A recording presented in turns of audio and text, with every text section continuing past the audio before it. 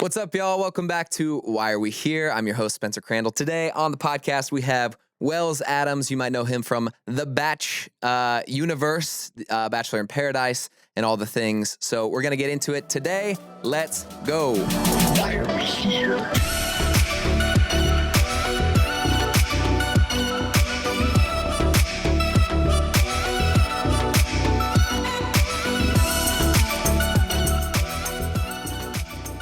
What's up, my dude?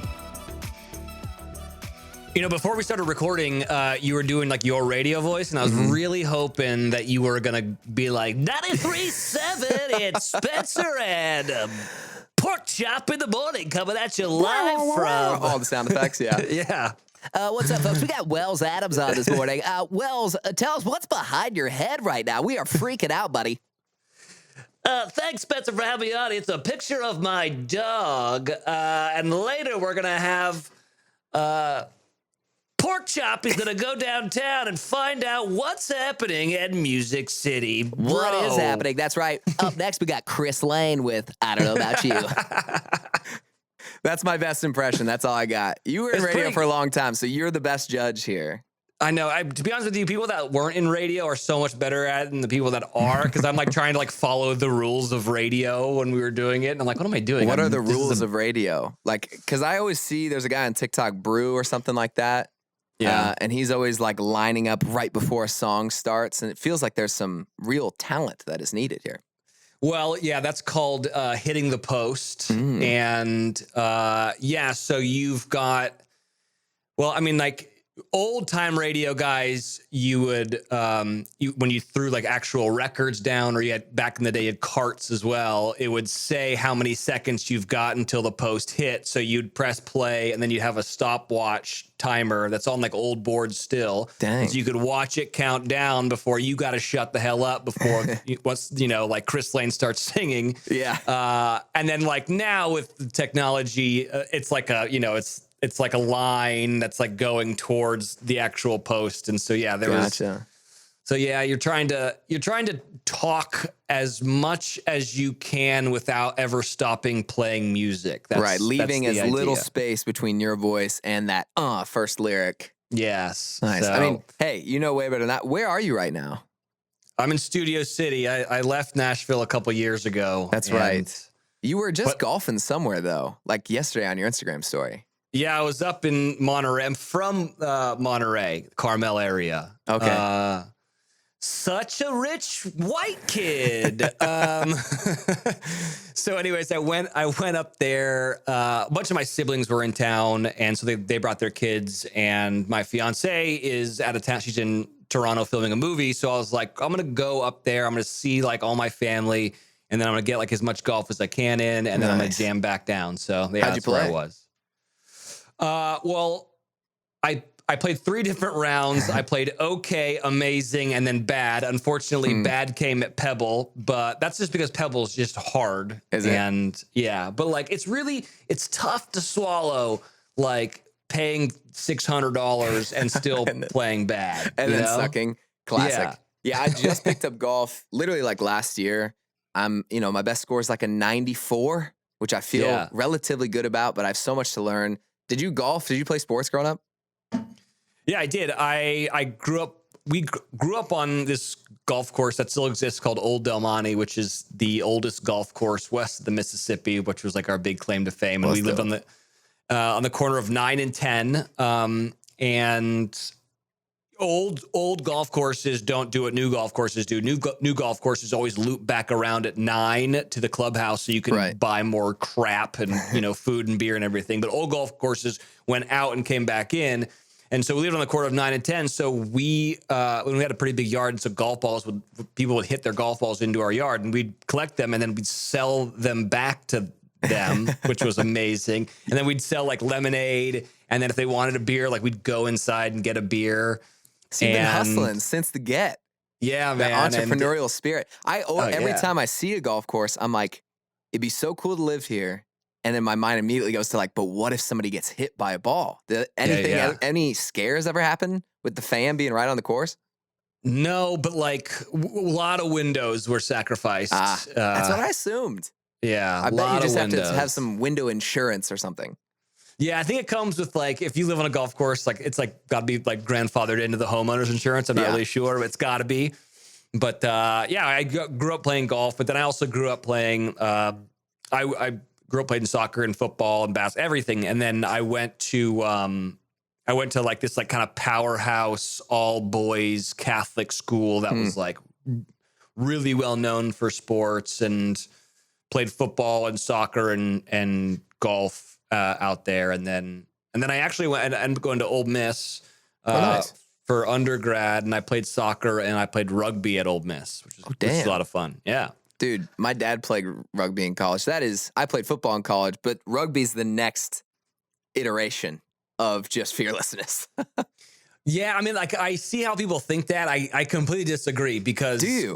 And I think like the CTE. I mean, this is kind of a controversial maybe take, but whatever. I'm going to do it.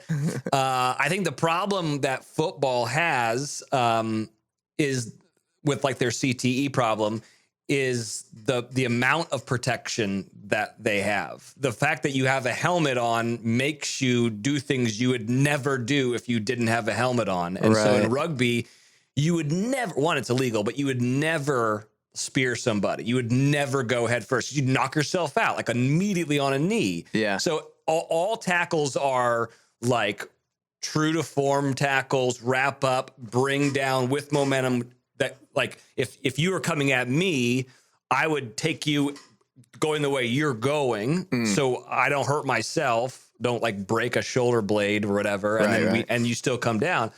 And so I saw that the Seattle Seahawks were doing like a bunch of stuff with like I think it's Cal's rugby team of like the correct and like safe way to tackle, and I do think that like they probably need to do that because just diving headfirst into someone's kneecap, one is bad for knees and two is bad for like your brain, I suppose. No, absolutely. I played a bunch of football and have a ton of injuries, so I wish I could go back to my former self and just tell me to play golf because now I love playing golf and it's I can actually do that. I always say like wrestling and football are the worst sports to play as a young kid because you can't just go do that. Like I will be arrested if I go tackle anybody, but to pick up basketball game or golf or anything, you're perfectly fine. I wanted to ask you, how did you go from sports and stuff into radio? I saw that you've been doing radio since you were like 16, which is a long time. Like, how did that transition, or what attracted you to like communicating with people and talking for a living?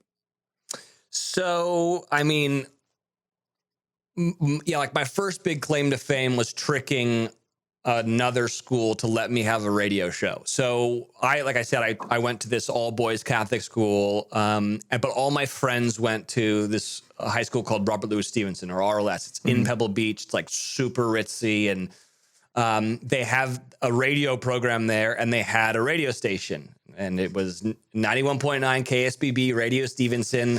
Like I still remember the call letters. I still remember everything, dial position. And so like one of my best friends, he had a radio show and he invited me to come on as like a guest. And I was like, wait, hold on. So the gig is that like we can play whatever we want. We can talk about whatever we want. And then we can start like creating characters of people that aren't here and like telling stories that way. And then we can also convince like bands to come on, like give us free shit. Like, this is amazing. So they let me do a show there, even though I wasn't enrolled in the school. Right. Which was awesome and so much fun. So then when I went to college, I was like, I want to do broadcast journalism. And so I went to Ole Miss, who's got like a really good broadcast journalism department. And they also have really hot chicks that go to football games and stuff. So like, it was just like win-win. Chef's kiss. So I went there and, you know, they had a radio station, 92.7 Rebel Radio. And they were like, so you got to take a class to like do radio. And I was like, yeah, that's cool. And then they found out that I had my own radio show in high school. They're like, you're more qualified to do this than anyone here. Yeah. So here you go. So then I was like the music director and the program director and did the morning show. And I did a jazz show on Saturday nights between Yeah, between 10 and 2, and I created a character named Dave Garber, who actually was Clint Eastwood's character name in a movie called Play Misty for Me, where he played a radio DJ at KRML, and it's actually an amazing movie. And so anyways, I played all these old jazz songs. In my mind, I was like, everyone's just fucking to my radio show. And then come to find out no one was listening to it. They were just like, who's playing cool jazz at 2 in the morning? Like 4 grandmothers playing checkers on their 9th pot of coffee. Yeah. So anyways, I did all that stuff. And then of course I did like, in broadcast journalism degree, you gotta do television, like the television show. Sure. You gotta do this. I was a sportscaster. I was the weatherman. Mm-hmm. We created little magazine shows. I wrote for the newspaper and all that kind of stuff. And just kind of fell in love with like kind of like the idea of just media in general. And right.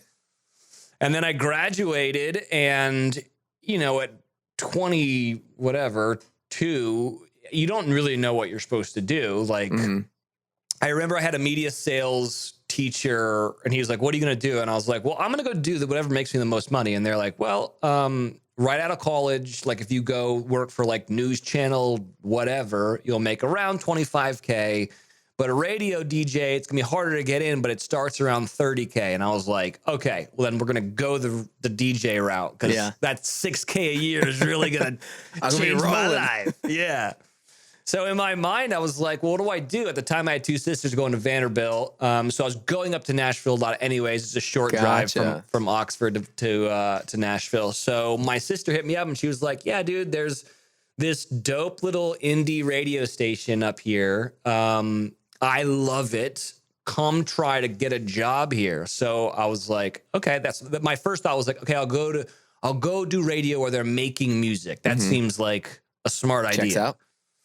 And then I was like, if that doesn't work, I'll go to New York. If that doesn't work, I'm going to go to San Francisco. Like that was and then LA was me last. And I was like, that was my thought process of how this is all going to play out. So I got up to Nashville, and I went to the radio station. They had a job opening for a receptionist.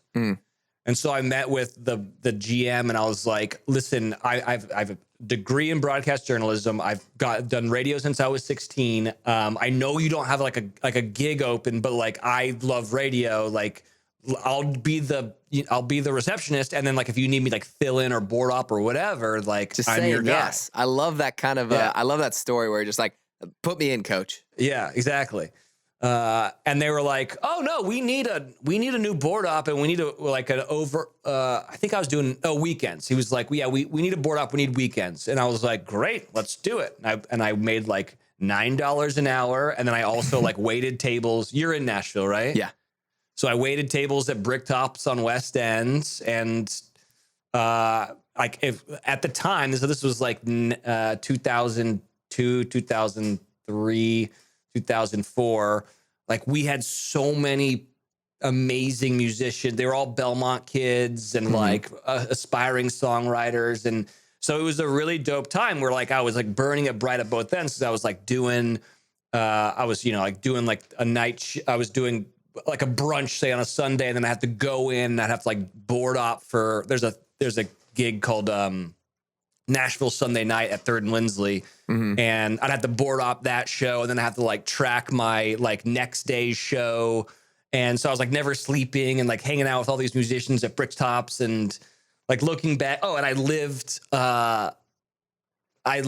in Buddy Miller's house. I don't know if you know who Buddy Miller is, but he's like one of the most amazing musicians in Nashville.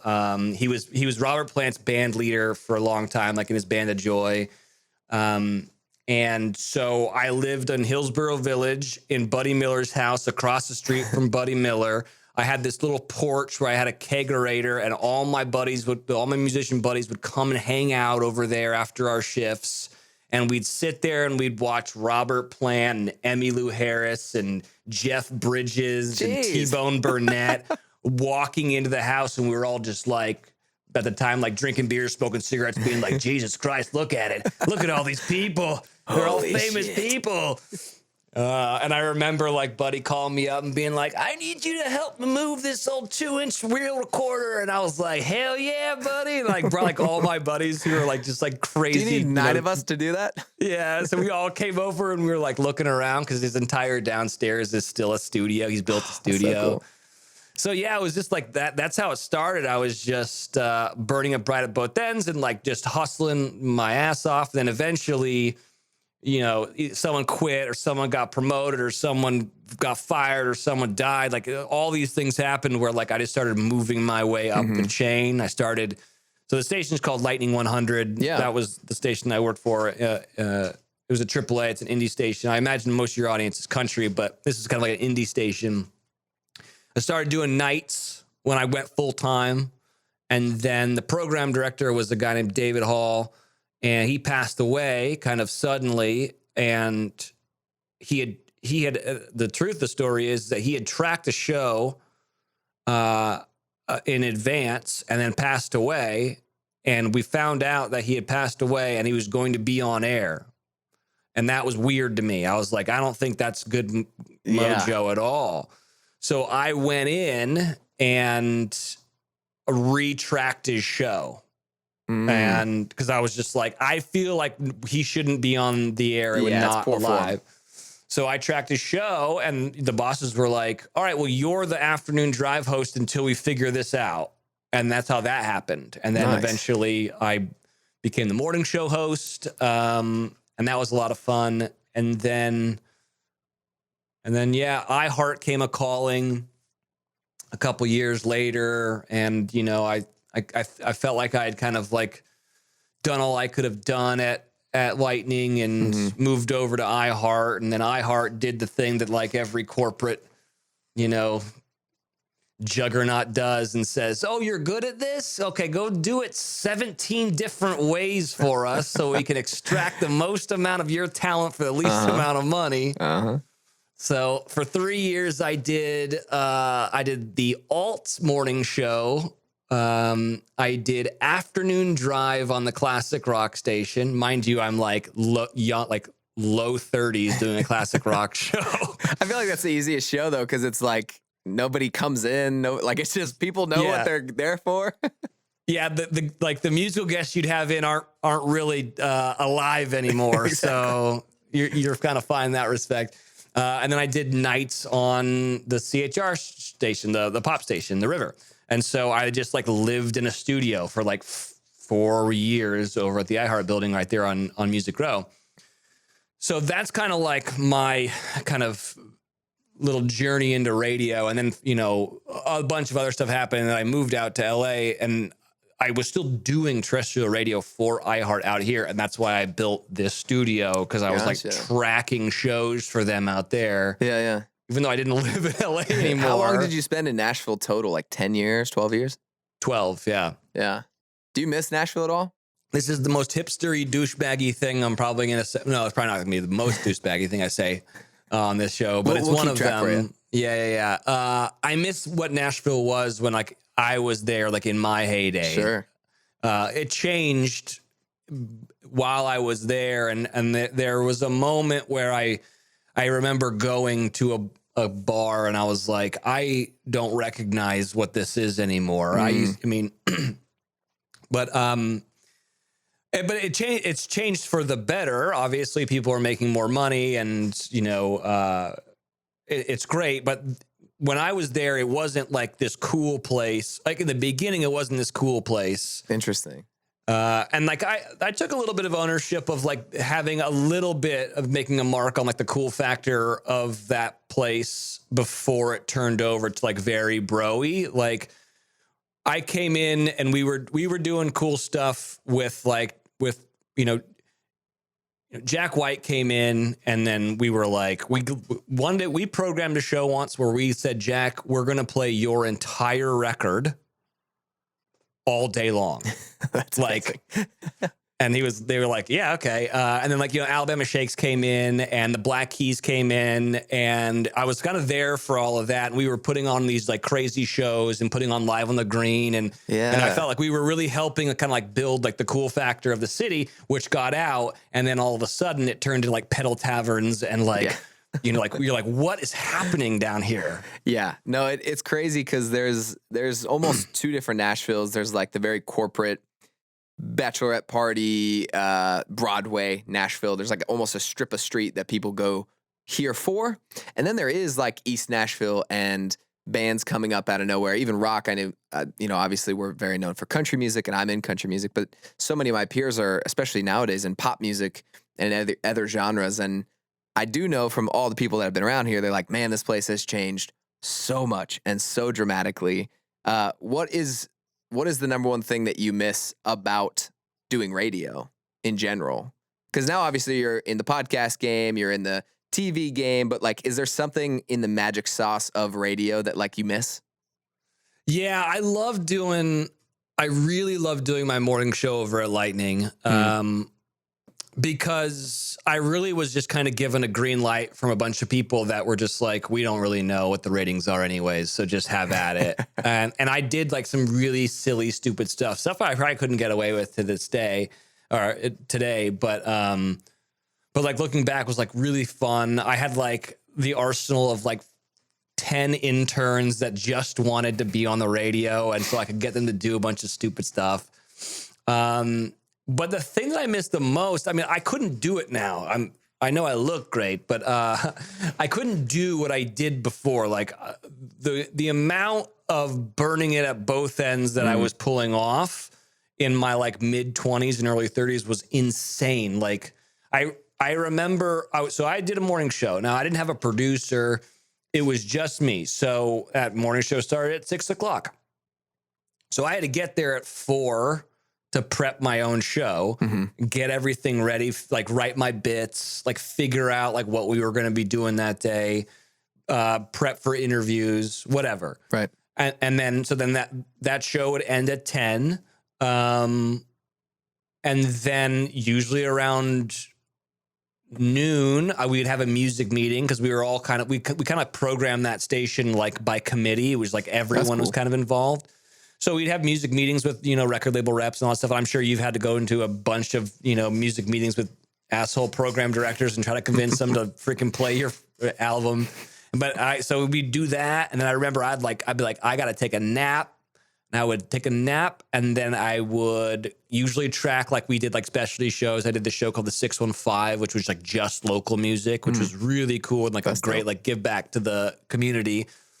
We'd do that, and then I remember, let's see, on Monday nights we did something. What did we do? We did. I did something on Monday nights. On Tuesdays, I hosted Beer Bands and Bingo over at Tin Roof on Demumbrian. Or what? No. On Wednesdays, I hosted a cornhole tournament over, I don't even know if it's there anymore, but Fat Bottom Brewery. It was so much fun. On Thursdays, I had a night off, and on Fridays, I did Friday night. Oh, what was it called? Friday Afternoon Live, and it was over at Soulshine Pizza, which I think is gone. It is, and yeah. And I had to book that, which was so cool. I had Chris Stapleton play that before like anyone knew who he was, dude. Was he still in like the Steel Drivers or what? Yeah, like, and he was just like doing like we booked him for like this random solo, like him on a guitar, and like I just remember being like, yeah. I mean, I was obviously very like knowing of who the Steel Drivers were, but like this wasn't Station Inn. Like this was a pizza place on Friday night. But anyways, all to be said, like, so I wouldn't go, I just wouldn't sleep, and I drank a lot. And then of course, like I don't even know if I still am, but I used to be on like the forever guest list at the Basement East. So like I would just go there like every night, because all my friends and stuff. And then, of course, like if we were doing a show like over at War Memorial or the Ryman or whatever, generally I'd have to go like bring the band on. So I get all fucked up, and then I have to wake up at 4 again in the morning and go back and be like, let's go, baby. So you're like, I miss nothing about radio. It was fun. I miss the fact that I can tell you those stories. Like looking back, it was like the fact that I was doing it was crazy. But like my brother, who's a bit older than me, he would come out and like he would be like, "Your life is insane." Like you, like, and he was like, he loved it. He was like, "This nonstop." Like I remember I brought him out. And this is gonna be very niche for like the indie crowd that you have listening, but I brought him out for Halloween one year, and we went to like the Avett Brothers at the Ryman one night, and then we went to Exit, and Jacob Dylan was playing, and it was kind of a sleepy show, so we went across the street to the end to go watch a band that no longer exists, which bums me out, called Apache Relay, but they were Mumford & Sons opening band, so they were like getting a bunch of buzz. Yeah. And then Mumford & Sons the next day played at War Memorial Auditorium. That night they did a secret show at the Station Inn, and it was like Darius Rucker, Old Crow Medicine Show, Mumford & Sons, Holy the dudes from Apache Relay, all getting on stage at Station Inn, which is tiny if you know about it. Mm-hmm. And then the next day, Grace Potter did on Halloween, did an entire set dressed up as Dolly Parton. So obviously she had some fake boobs on. And I remember her being like, she's a piano player. She was like, "I can't fucking see the keys." and afterwards, my brother was like, "This has been the craziest week ever." And obviously that was crazy. Like that wasn't the norm, but it kind of was the norm. Like there was just always something happening, and it was a good time in my life for sure. Yeah. I mean, obviously now, very different. Like last year, to go from times like that into like just straight up quarantine where you can't leave your house feels super different, I'm sure. Oh yeah. Yeah. Now you have 2 podcasts, though. Yeah. Correct? You have Your Favorite Things and the Wells Cast. Yep. You have one that's like kind of more chill with Brandy Cyrus, which is like, when I listened this morning, I loved it because it's like really just you guys, like just positivity in the world. Like, okay, this is what we like, and this is kind of what's going on in our lives. The Wells Cast is like a little bit more interview style. I listened to the Daughtry one this morning. I was like, oh, I fucking love Daughtry. That guy's great. I haven't heard about him in a long time. So I was like, what is he up to? You just been in the game for a long time. I'm very new to the podcast game. It's a very interesting space right now. And I was like, man, I just love podcasts. I would love to just talk to cool people. What is your like biggest podcast? Like what makes you think, okay, that's a good podcast? And then what do you think is like a big tip for a guy that's just getting in the podcast game as the podcast king yourself? Yeah, I don't know. I'm the king. It's funny because I remember, you know, whatever it was 10 years ago, people being like, you need to do a podcast. And I was offended. And I was like, I have a degree in broadcast journalism. I mean, back then it was heresy. Oh yeah. And it was like Mark Maron's WTF and like, and This American Life. Those are like the 2 podcasts. And everyone was like, you need to do a podcast. And I was like, screw you, man. Like I have 4 radio shows. Like I went to college for this. Like I'm not going to do something that everyone can do. That was a bad call. Wish I had done it because I'd have a lot more listeners because I would have had more time to build a bigger following. Sure. I think, listen, the problem that you have now and that I have as well is that the market is so saturated with stuff. Yeah. Everyone in this district's got a freaking podcast. Hell, I got 2 of them. And I shouldn't. I know that. So I think that like my big piece of advice is make sure that you have something to say, like a story to tell or like a shtick for your show that separates you from every other podcast there is out there. I mean, like when it comes to YFT, that I do with Brandy, like when we started it, something was happening with Miley Cyrus, her sister, and she was getting like destroyed on social media. And this was years ago, but it was like bad. I can't even remember what it was, but something bad was happening. And I had just come off of doing The Bachelorette or Paradise or something, and I was getting a lot of heat for something. And we were at the time we were tracking a pop show for iHeart, and she was like, we should do a podcast.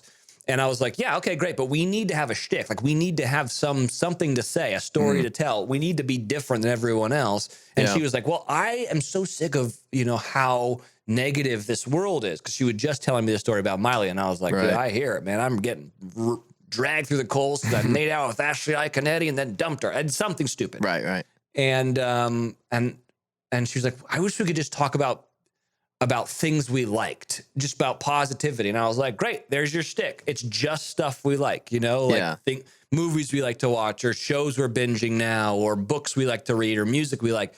And so that's my thing to you is like, figure out like what the shtick is, and then, lean into it, which I feel like you're doing a great job of. Well, thank you. I'm a songwriter, so I like couldn't start without a hook. I was like, why? It's the same thing with a song. I'm like, I'm not going to just write, I'm sad. It's like, why has no one ever said this before, and all this stuff. So my 3 favorite kinds of podcasts are like the chat ones, the like, how did you build this kind of a thing, like career stuff.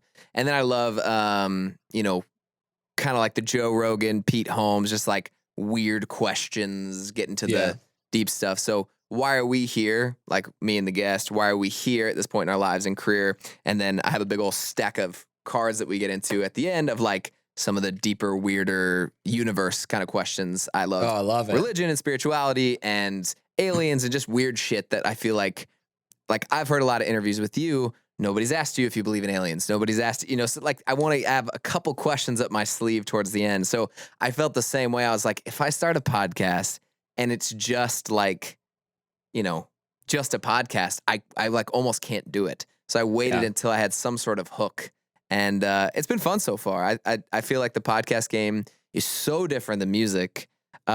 Did you know, like post Bachelorette and Paradise and stuff, that you were going to get into the podcast game? Is that kind of the end goal for you, or like, did you think about going back to terrestrial radio?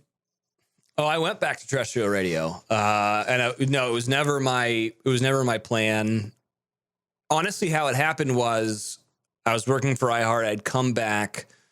I had a night show on the River, which was the pop station, and I was like, "This is going to be like my ticket out. I'm going to be the next Seacrest," because he was also, he's also pop. Mm-hmm. And I was like, "What I'm going to do is I'm going to have I need a syndicated show, and I'll do it out of Nashville." And I was the only pop star that I knew in Nashville was Miley Cyrus. Now she wasn't there, but I knew her sister. And so I was like, Brandy, you and I are going to make a show. And so we're going to get it syndicated. And I did the whole thing, recorded the entire thing, sent it to, the big wigs at iHeart. Oh, so you pitched the show that you have now to iHeart. Interesting. Yes. Sent it to Tom Pullman and, all the head guys. Yeah. And they didn't bite. And I was like, and I'll say it now because I don't really give a shit. I was like, you guys are so dumb. Like, I have the biggest pop star's sister, and then I get to be I'm on a TV show once a year for forever. Literally. And you're not okay, fine. And so then I made the podcast. And then at one point they came and they tried to buy it from us. And I was like, absolutely not. You missed your chance to do that. Yeah, absolutely not. Even though the Wells cast I do through iHeart, but sure. So that's how it happened. And my plan was to try to build up my resume more in the radio space. And then I was having to come out to LA a lot because I was doing Paradise as the bartender. Mm-hmm. I was having to do a bunch of like different gigs and stuff, and then started getting offered like correspondent roles, red carpet correspondent stuff on E and all this kind of stuff. And it was like, maybe like my journey down the radio road is kind of over, and I need to like really kind of lean into this TV stuff, which I have, and it's been really good. You've been killing it, dude. It's been so fun to watch. I followed Sarah just from like being a Modern Family fan like 5 years ago back in college. It was kind of like my comfort show. I'd be like doing homework or whatever, and just like, it's just such an easy, watch or whatever. Followed her and was just like, oh, I love her, and like Ty Burrell and just a couple of these people. I'm like, just got to follow them on Instagram. You popped up on my feed around some sort of time within the last, however many years. And I was like, well, this guy's awesome and he's hilarious. And I started to follow you, and through that time, it's been so fun to watch your journey and your story, like, just start off as like, oh, that's, in my brain, I was like, oh, that's Sarah's boyfriend. And then now I'm like so invested in you and what you're doing on Paradise. And I feel like so much of Bachelor Nation is like rooting for you. You were obviously somebody who people wanted back because now you are the guy who's coming back once a year. Do you love that Paradise gig? Is that so fun? Yeah, it's a hard shoot. If I'm being like really honest with you, it is. It's because it's long, really long hours. Like reality hours are not like unionized scripted TV that like you have to break at lunch for crafty, and it's not like that. It's we film 24 hours a day, and when that's things brutal. go wrong, you better be there. But I also love it because reality is kind of like radio in the way that like in radio, I never got to do a pickup. I never got to like do a redo. It's like the red light hits and like, you better hit your punchline, you better hit the post or whatever, and you better do, or you're out. Yeah. And so reality is like, there's no redo. So I love that aspect of it. And also like, it's long hours and I don't sleep a whole lot. And then especially now I've got like a lot more jobs because Chris is gone. But all that to be said, I film a television show in a place that's considered paradise. I mean, it's Mexico. I'm looking out to the beach the entire time. Like I'm the bartender, so like drinks are all free for me. And I don't have any skin in the game in terms of like I don't have to date anybody. Yeah, the drama's not yours. Yeah, you're just the observer of the drama. It feels like the dream job. What is like your favorite job that you've had in your brain, or is it more like when people have asked me a similar question, I'm always like, it's more that it was just a great job for the time. But do you have a job that stands out to you that's like, man, if I could do that forever, that's the gig right there? Yeah, I mean, I don't know. I mean, the Paradise, I like doing the Paradise gig once a year. Like, give me a couple months to like get my sleep back and like, and forget. I always say like we have revisionist history on things that like we love. Like you will, PTSD block out like the moment that like you realize you hadn't slept in 3 days.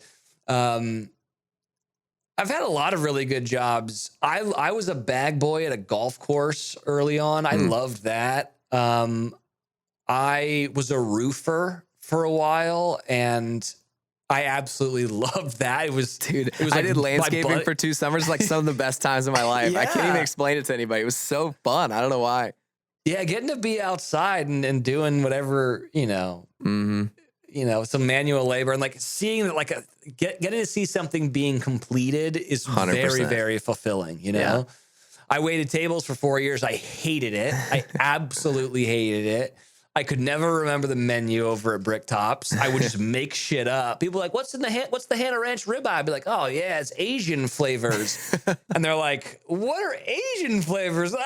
Soy sauce and pineapple. I remember my boss heard me and he was like, literally none of the things that you just said were in the Hannah Ranch ribeye. Not even fucking close. Is in the Hannah Ranch ribeye. And I said, yeah, but I sold it, didn't I? He's like, yeah, fair enough. But also like maybe learn the menu. Like, nah, I'll get him my charm. I worked at Play It Again Sports, and I'd have these choosy moms be like, what's the better helmet, the Rydell or the Rawlings? I'm like, oh, definitely the Rawlings. 5 stars. They have the crash course. I'm just making shit up, just spinning yarns. But I was hucking helmets, dude. The good times. Okay, I do actually want to get into the bigger stuff with you because I feel like the point of the show is to ask people who I think are super smart some of the bigger universe questions. Pretty much the reason I started the show is because I just drown in existential crises and I want to ask other people what they think about big stuff, and hopefully that will give us some answers to the things. Do a quick Let's do it. Shuffle. Here we go. Question number 1. What is something that has dramatically changed your life in the last 6 months? Well, COVID has dramatically changed my life in the past 6 months. And also like my perception of people because of COVID has changed. And I was very angry for a very long time with how people were dealing with this whole thing. it's personal for me because my fiance is immunocompromised. And so, yes, she seems healthy and thin and fit, but like people don't realize that those people also can have like no immune system and like can be totally effed if like they get sick. Right. And it was like one of those things of like, I was getting very, very frustrated with how people could forget about people who just could be selfish. Yeah, That the lack of empathy. Yes, and I also, I mean, not for nothing, but like the correlation between the people who have like zero empathy for this type of stuff are also the people who are like the most religious and who like have somehow like missed the whole point of like what I feel like Jesus's entire message was. Yeah. You know, and it's a little more deep seated to me because I get a lot of people talking trash to me on social media, and I swear to God, every troll that I've ever had has some Bible quote in their bio, and I'm like, the irony is so immensely insane to me. It's crazy. Every TikTok comment I've ever had that's like, kill yourself, you're a piece of shit. But you go to the bio, Philippians 4:13. Yeah. Just a child of God, forgiven, which, you know, we're all hypocrites or whatever, but it is just interesting. And I totally understand that with your fiance. That must be so frustrating. Yeah, it's tough. But I guess I was trying to get around to the point of like in the last 6 months that like, being concerned about like my fiance's well-being is an important thing. But I was also like letting it get to me, and I started to realize like that's so unhealthy for me to do.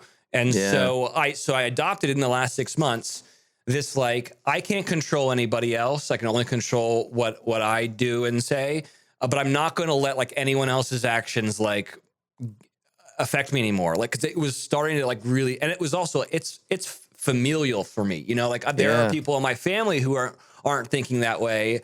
And I'm just like, I just got to let you guys live your life and I got to live mine. And that's been helpful. It's been like kind of a very therapeutic thing. No, I think that's beautiful. My manager and I, almost every day we get to some point in some sort of conversation, and it always ends up being like, well, can we control that? No. Yeah. So we just can't give our time and energy to it. I think that's beautiful. I retweet is all I'm saying. Question number 2. What is a daily habit that you're proud of? And then I'd also like to hear one that you wish you could change. I try to go on a run every day, and That's hard to do, man. The daily run. Yeah, and I'm pretty good about it, unless I'm like super hungover. But I actually can do a good hungover run. I try to go on a run every single day, and I like listen to books on tape and stuff, and so or Audible, and I can seem smart when I'm around people, but then I also turn it off a lot, and I do a lot of like thinking and and a lot of like kind of putting things out into the universe stuff on those runs. I love that. And I read something that like, you know, like Einstein, like some of like the smartest people in the world, they'd go on like multiple walks a day. And I do think that's like super helpful. Something that I wish I didn't do every day. I wish I could be away from my phone more than I am. Oh, dude, it's the number one answer on this show. Yeah. Everyone's like, yeah, my phone. Yeah. And I know it's not healthy. But I make money on my phone. That's one of the problems. So I'm like, there's a little bit of a responsibility that I've got to it. But yeah, I wish I could separate myself from it. It's brutal, man, because it's my job. It's your job. Is like social media and responding to comments and growing your podcast and making sure that when you're on TV that people see it. So you're reposting and you're sharing and it's our lives and we're so grateful for it. Yeah. That's in one hand.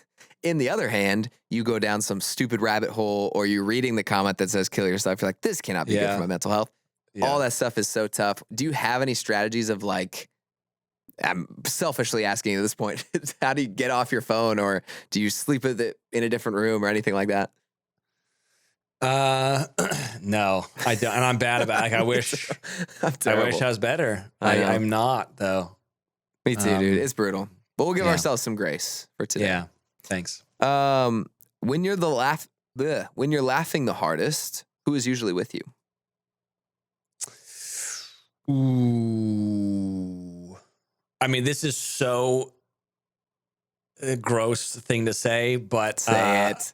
But it's the truth. And like, if Sarah was here, she'd be like, no one fucking thinks Wells is funnier than Wells. And so honestly, like me, I can make myself laugh. And I also, it's like a weird thing where I think it's a coping mechanism. Because I'm a very happy, jovial person. Sure. And so like, I think I figured out a way to like continuously entertain myself amongst, pandemics and like terrible things happening around me.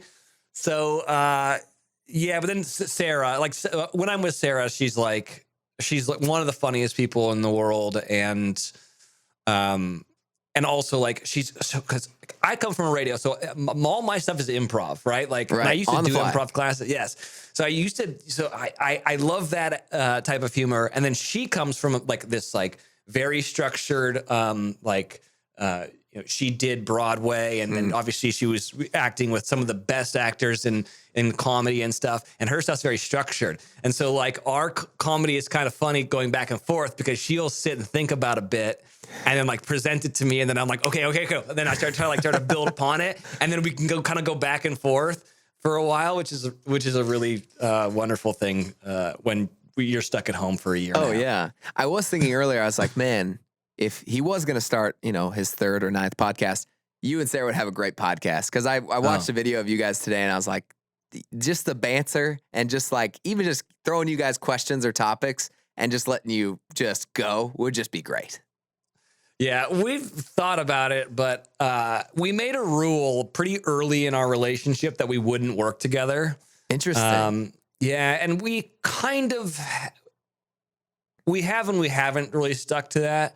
But yeah, I think, and it was something that we're gonna, unless like the money's real good, we're gonna try to stick to it because like I like that she has her stuff and I like that I have my stuff and like vice versa. I think that she's like very proud that like Wells is doing Wells's thing, and there also is that little thing of like I'm very aware of her star power in conjunction to like my own relevancy.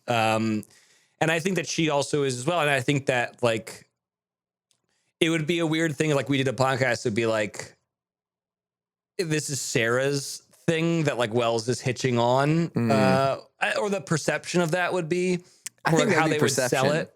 Yeah. Or maybe that's like my insecurity about it. Yeah. So. But I totally understand that. And I feel like all those reasons check out. But I was very curious. I was like, that had to have entered his mind, not because like, oh, I could get all her fans, or obviously that's gross. But I think you guys just have such a natural chemistry that people buy into immediately. And I saw that on socials so early. I was like, oh, I just love watching them together. So it made sense to me. Yeah. Okay, next question. What is the emotion or feeling you deal with the worst? The emotion or feeling that I deal with the worst. I would, I guess, anger.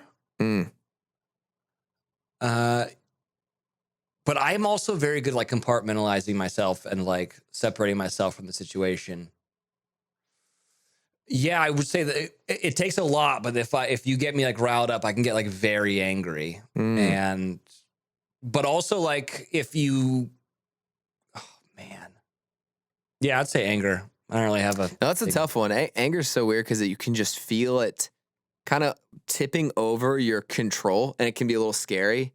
Like, not that you're going to do anything crazy, but just that you're like, oh man, like there's some emotions where you're just like, okay, I know why I'm feeling this. I'm going to bottle it up. But anger, if you I'll speak for myself. When I get really angry, you're like, whew, okay, what am I even feeling? It's such a visceral feeling. It's like hot and sweaty. And you're like, whoo. It's got to be an evolutionary byproduct, right? Because it can make you do things that you would never normally do. So, yeah, like I'm sure that like when our forefathers were being attacked by wolves and stuff, like that would adrenaline and all these mad. chemicals that kept you alive. Yeah. Yeah. And now it's like, like Roberta from Tulsa telling me that, like I'm a piece of shit and I need to find Jesus and, you know, like I'm going to hell. That's not where I should be angry, you know? Yeah. Well, I get the same blood boiling shit, so I get it. You know Roberta from Tulsa? Unfortunately, too well. Yeah. I think that might be my aunt. If you could choose to do anything for a day, what would it be? You got a free day. Give me the Wells perfect day. And I can be anything. Yeah. I want to be an astronaut. Oh, nice. You want to go to space? I 100% want to go to space. Dude. I'm seeing all these rich assholes going up into space. If Bezos can shoot a penis-shaped rocket into space, Yeah. you and I deserve some commercial space travel. Yeah. Also, like Bezos brought that like old lady who like already was an astronaut. Like you've already been up there, lady. Like Seems redundant. you know, like spread the love, Bezos. I firmly believe that like we're all gonna get to go up there. Dude, I do too. And it's like probably number one or top 5 in my bucket list is to just look down on the little marble that we live on. I think that would, the perspective you would have up there. Yeah. Insane. Just to be like, oh, none of this shit actually matters. Yeah. I really wish Bezos had brought like, there's got to be like the president of the Flat Earth Society. I wish that like they brought him up there and then he had to come down and be like, guys, so about that. I have a big old conference that I have to speak at on Friday. Yeah, I feel like that would just be a pretty easy way to show people, hopefully in the future. That actually brings me to my next question. Do you believe in aliens, or just give me your hot take on the space people that are watching us? 100% believe in aliens. Yeah. I don't even think there's a question. Like the FBI, you should have opened with this because I could have literally done an hour of this stuff. Yeah, I think that now the government's having to release all this stuff after the TikTok video, or the Tic Tac video of like Colonel Fravor released, all that kind of stuff. There is no doubt in my mind that there are aliens. And I think that straight up, I think if you go like really down the rabbit hole, which I have with the aliens thing, like there's a lot of stories about there being UFOs or UAPs, whatever you want to call them, over like nuclear power plants and like nuclear warhead facilities. And like there'll be a bunch of flying saucers in the air and all of a sudden they'll like shut down all the nuclear bombs and stuff. That's fucking crazy. I know. And I'm of the opinion that like they're trying to save us from ourselves. Like or they are us and they're like, we got to go back and help them out. Like they're us, like evolved like a million years down the road. Time travel situation, or just like just us evolved like humans, but same experiment done with a million years in the future. Yeah. I don't know if it's time travel or if it's just like, you know, they could have like seeded all of these planets and, you know, and now they're coming in and checking in on, you know, one of their little atriums and being like, oh, this one's looking good. Oh no, they have figured out how to split the atom. M2499 is just fucking up again.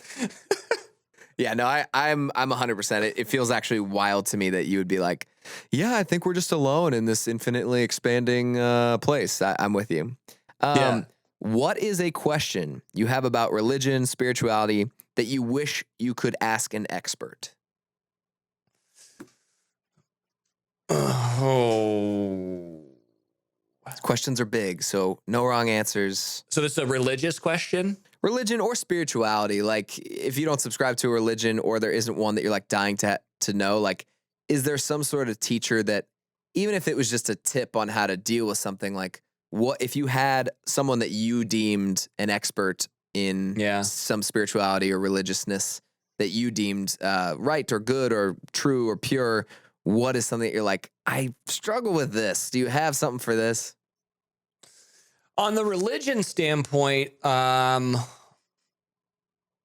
question would be kind of derived around the devil. It's always been something that's been very confusing to me, because if you have this all-powerful, you know, omnipotent being that can create worlds at the snap of his fingers, well, then you can erase this fallen angel very easily, and then there could be nothing but good. And I understand, well, without light, there can't be dark, and without the dark, there can't be light, and without good, there can't be evil, and all that kind of stuff. And then you kind of bring in choice and free will and all that. But it does seem like kind of a glaring hole in the whole like theology of it all. Sure. It seems to me that God could very easily smite down the devil, and then we wouldn't have to have places like the St. Jude Hospital and stuff like that. Like No, 100%, dude. That's the thing that just haunts me in this whole conversation is that like, okay, the thing that is this creator that, according to this book, is all loving, all forgiving, all knowing. He just like happens to allow this really, really shitty being to exist too. Yeah. He could wipe him out, but then he's choosing not to. And to me, the paradoxical loop you get in is like, okay, well, if he chooses to allow that, then is he all loving? If part of that, like, I don't think as a human, if I allowed somebody to get murdered, you could be like, he's an all loving guy. So Yeah. I don't know if I can extend that same grace to God. And it baffles me. And I'm searching for these same answers. The problem is for me, I don't think we ever get them. And, but I love asking people because I'm like, what the fuck do you think about any of this? Yeah. One of the weird things though, that I feel like I've really come to find is true is putting out like what you want the universe to give back to you. Yeah, like The Secret almost. Yeah, and like you need to say it, and by saying it and affirming it and like telling people and like believing it's already going to happen, then the universe can align and it will happen. And I think that that's what prayer is. When you pray for something, you're saying something over and over again, like I want this to happen, I need this to happen. It's like this weird thing of like it's easier for the universe to align with what you want than it is to not. Yeah. And I wonder. Then you start getting into string theory and multiverse and like going way down a weird rabbit hole. But like maybe the answer is that what you want can happen if you say it because it's easier for the universe to align into something that you've already put out into existence than for it to create something that you haven't. And I don't really know, but I it's think that's something beautiful that though. I think that's great. I would like to talk to some like Carl Sagan or someone about like, what is that? Yeah, 100%. And I think we all get caught up on the naming of these things that we feel. So like Christianity calls it prayer. Maybe somebody else calls it meditation. Somebody else calls it manifesting. And then we all want to fucking kill each other about the naming. Yeah. It's like, it's all the same thing. You're asking whatever it is out there to help you or whatever. It's kind of baffling to me. Okay, I got one more question for you, and I'll let you go. You've been so gracious with your time, man. I've really enjoyed this. Thank you very much. Yeah, man. When was the last time you had a gut feeling that you were doing exactly what you're supposed to be doing? Ooh. I don't know, but I am such like a big gut guy. Can I go the reverse? Sure. The one time that I had a gut feeling that I was like, get out of here, man. This is not. Yeah, I was asked to do a job and nothing sat right with me about the gig. Like for whatever reason, like I kept on being like, I don't know about this. Like, I'm not sure. And so, I had to figure out a way to back out of said job. And that's not something that I would normally do because I'm a man of my word and all that kind of stuff. But like, for whatever reason, like I felt like the gig was not what I was supposed to be doing, like with my career. And then I ended up filming like a pilot, an episode, and meeting the person I was supposed to do the show with. And like kind of like all of my fears were realized. Oh, no. And I was able to get out of it. And then because I was able to get out of it, like really, really cool things have come my way that I would have never been able to do because I would have been exclusive to this one thing and I wouldn't have been able to do X, Y, and Z. Yeah. And so, yeah, I'm like a big gut guy and I don't know. I'm thank God that happened. Dude, I love that. But I love, that's my kind of favorite story of like, I kind of went through the shit to know like what it wasn't. And now that I'm here, the only reason I'm here is because I know what it wasn't. And that's what I relate to so hard is the failure or the trial by fire or trial and error. And like, I love those kinds of stories because when you know you're in the right place, half of it is just knowing where the wrong place is. And I feel like that's your story. That's my story. That's so many people I talk to is like, I tried this and it was close, but so then I went here and then, so I just love that kind of a story. I'm actually glad that you gave me that answer than the other. Yeah. That's awesome. Well, dude, thank you so much. I really appreciate you. I'm just a huge fan. I can't wait to watch Paradise when it comes out. Is that August 16th? Yeah, baby, it's around the corner. Let's go. It's a really good one. Like, and it's also like, I imagine you've got I don't know if your audience is split, but I imagine you got a lot of like guy fans. Yeah. And like a lot of guys are like, I don't watch that stupid show. And I'm like, I totally get it. I totally understand. But like, if there is one show you should watch, it's Paradise. Because one, it's a comedy. It's a funny show.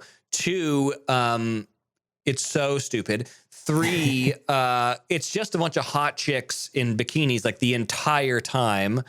Four, like your girlfriend or fiance or wife's gonna be like, thank you for watching this with me, because like you're gonna get into it and you're gonna be like, I can't believe Joe's now with her. What's going on?